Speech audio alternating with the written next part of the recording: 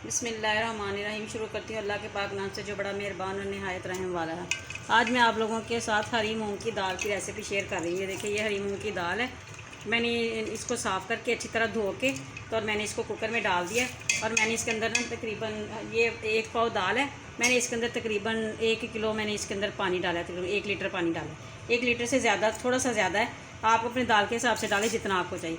और मैंने 1 चम्मच इसमें अदरक और लहसुन का पेस्ट डाला है। अब ये मैं इसके अंदर थोड़ा सा छोटा सा प्याज डाल दूँगी काट के। ये देखिए, छोटा सा प्याज ऐसे ही डाल दूँगी काट के। अब मैं इसके अंदर खुशक मसाले डालूँगी, जिसमें मैं डालूँगी 1 टीस्पून मैं नमक का डालूँगी। 1 टीस्पून ही मैं मिर्च डालूँगी। मिर्च और नमक मैंने आपको पहले भी बताया था, अपने टेस्ट के हिसाब से डाल सकते हैं। और थोड़ी सी मैं तकरीबन 1/4 टीस्पून मैं डालूँगी हल्दी। और 1 टीस्पून ही मैं डालूँगी इसके अंदर सूखा धनिया। बस इन सब चीज़ों को मैं डाल के और मैं इसको 15 मिनट के लिए ना कुकर लगा दूँगी। अगर आप चाहें, अगर आप कुकर में नहीं पका रहे तो आप इसको ढक्कन लगा के ना आधे घंटे के लिए रख दें। अब मैं इसको 1 घंटे के लिए 15 मिनट के लिए इसको कुकर लगा दूँगी। फिर मैं कुकर खोल के दिखाऊँगी, बाद में इसका तड़का लगाऊँगी। तड़के में मैं क्या डालूँगी वो मैं आपको बताऊँगी। अब मैं इसको कुकर का ढक्कन लगा देती हूँ और इसको 15 मिनट के बाद आपको बताती हूँ। ये देखिए, मैंने कुकर खोल लिया और ये देखिए ये दाल कितनी, देखिए मुझे ये थोड़ी सी गाढ़ी लग रही है दाल, तो मैं इसमें ना थोड़ा सा पानी डालूँगी। ये देखिए, दाल भी बिल्कुल गल गई है। ये देखिए, आपको नज़र आ रही होगी, बिल्कुल ही मैश हो गई है। ये देखिए, बिल्कुल मैश हो गई है दाल।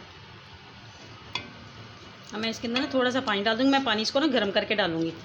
हाँ, आपने भी पानी को ना थोड़ा सा गर्म करके डालना है, क्योंकि ठंडा पानी से ना फिर थोड़ा सा टाइम लग जाता है। फिर दाल जो होती है वो जो इतनी अच्छी घुली होती है ना, तो फिर ये पानी अलग और दाल अलग हो जाता है। इसलिए पानी को ना थोड़ा सा गर्म करके डालना है आपने। मैं पानी गर्म करके डालती हूँ, तो अभी मैं पानी डालती हूँ। ये देखिए, मैं थोड़ा सा पानी डाल दूँगी। गर्म मैंने पानी किया है, मैं थोड़ा सा डाल दूँगी। आपको जितनी पतली आपने दाल को रखना है ना, आप उसके हिसाब से डालें। ये देखिए, मैं ये बस इतनी सी रखनी है। तो मैं इसको ना थोड़ा सा उबाला आ जाएगा तो मैं फिर इसका तड़का तैयार कर लेती हूँ। इसको इतनी देर उबाला आ जाए तो फिर मैं आपको तड़का इसका तड़के का बताती हूँ, तड़के में क्या क्या मैंने डालना है। ये देखिए, मैंने ना तड़का लगाने के लिए ना इसको रखा है। इसके अंदर मैंने 1/2 कप जो है ना वो मैंने ऑयल डाला है। अब इसके अंदर मैं 1 चम्मच जो है ना वो प्याज डाल दूँगी। प्याज हल्का सा हो जाएगा तो फिर मैं इसके अंदर अदरक लहसुन थोड़ा सा डाल दूँगी।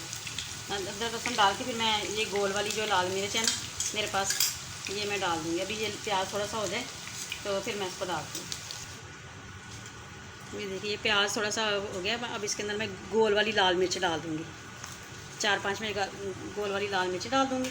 तो थोड़ा सा मैं ना इसमें अदरक लहसुन मैंने पहले भी डाला है, तो मैं अदरक लहसुन का पेस्ट थोड़ा सा और डाल दूँगी। अब मैं इनको अच्छी तरह मिक्स कर लूँगी। ये देखिए, ये थोड़ा सा जो मिर्च जो है ना ये भी थोड़ी सी लाल हो जाएगी ना, तो मैं इसके अंदर ना 1 चम्मच ना मैं डालूँगी देसी घी।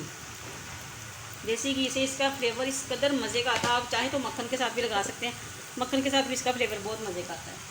अब मैं इनको अच्छी तरह कर लूँगी।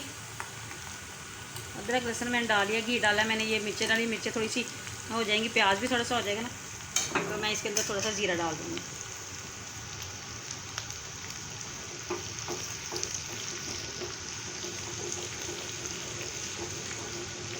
ये देखिए कितना मज़े का, देखिए हो रहा है, लाल हो रहा है। अब मैं इसके अंदर ना थोड़ा सा ज़ीरा भी डाल दूँगी। 1/4 टीस्पून में ज़ीरा भी डाल दूँगी। इनको मैं अच्छी तरह मिक्स करूँगी। फिर मैं इसको दाल के अंदर तड़का लगाती हूँ। ये प्याज थोड़ा सा और हो जाए तो फिर मैं लगाती हूँ इसको। ये देखिए, हम ये बस लाल हो गया है। अब मैं इसको दाल में डाल दी। देखिए कितना खूबसूरत और गोल्डन सा कलर आ गया इसका। अब मैं इसको दाल में डाल दूँ। ये दाल मैंने इसमें कन्वर्ट कर ली थी।